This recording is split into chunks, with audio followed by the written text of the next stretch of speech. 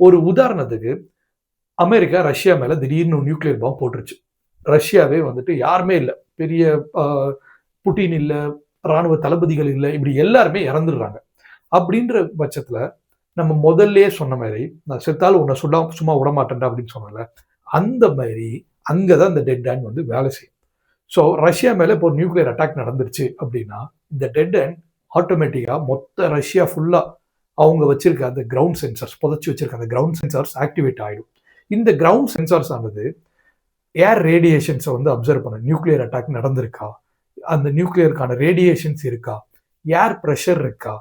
அது போக இதுக்கு முன்னாடி இந்த அட்டாக் நடந்ததுக்கு முன்னாடி ரஷ்யன் மிலிட்டரி கமாண்ட்ஸ்குள்ள எவ்வளோ வேகமா வந்து ரேடியோ ஃப்ரீக்வன்சிஸ் இருந்தது? ஏதாவது பரபரப்பா பேசப்பட்டதா?